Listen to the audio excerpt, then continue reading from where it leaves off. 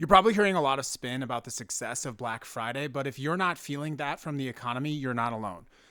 Let's cut through what actually happened, talk about the truth about Black Friday and what it actually means for the United States economy.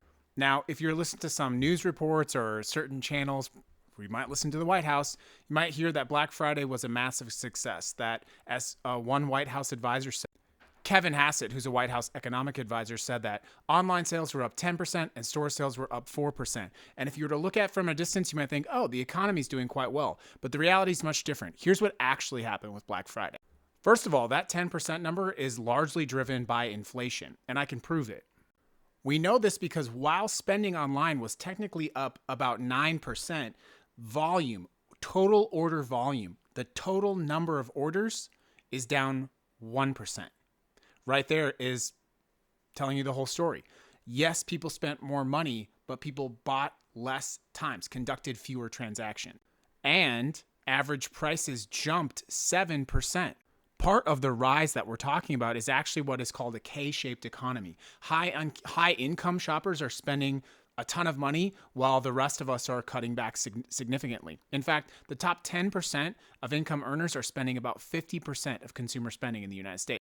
And in spite of messaging from Kevin Hassett, about 30% of US consumers actually plan to spend less this year on holiday items like gifts. But the flashing red light is actually something that no one's really talking about, which is the buy now, pay later crisis. There was $761 million in buy now, pay later spending on Black Friday alone, with about $20 billion projected through November, December. And so that's things like Affirm or Klarna, or you buy something and you pay it in installments, buy now, pay later. There's been a massive jump in that type of transaction.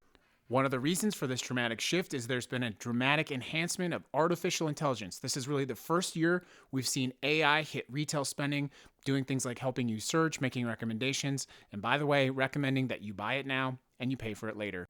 And increasingly, families are spending with those buy now, pay later plans on essential items and even things like food. So to summarize, inflation is still really impacting consumer purchasing power. 7% increase in prices, total order volume down 1%. The economic situation is deeply unequal, with wealthy people having a massive disproportionate share of purchasing power. Credit and credit systems like buy now, pay later are masking the total economic picture. Consumer confidence still remains weak, and volume is more important than the actual number.